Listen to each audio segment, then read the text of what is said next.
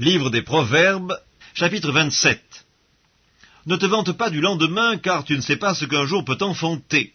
Qu'un autre te loue, et non ta bouche, un étranger, et non tes lèvres.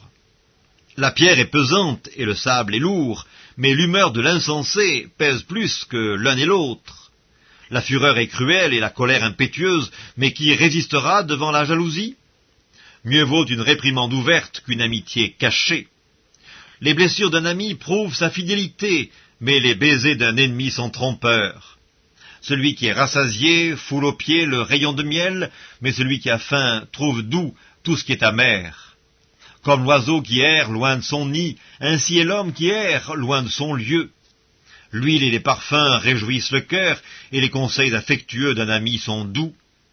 N'abandonne pas ton ami et l'ami de ton père, et n'entre pas dans la maison de ton frère au jour de ta détresse.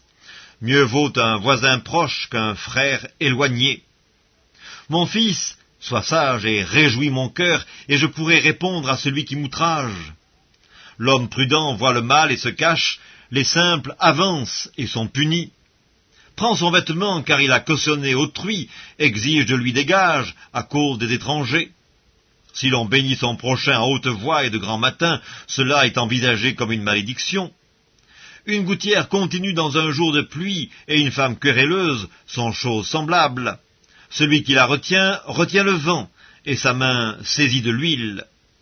Comme le fer aiguise le fer, ainsi un homme excite la colère d'un homme. Celui qui soigne un figuier en mangera le fruit, et celui qui garde son maître sera honoré. Comme dans l'eau le visage répond au visage, ainsi le cœur de l'homme répond au cœur de l'homme.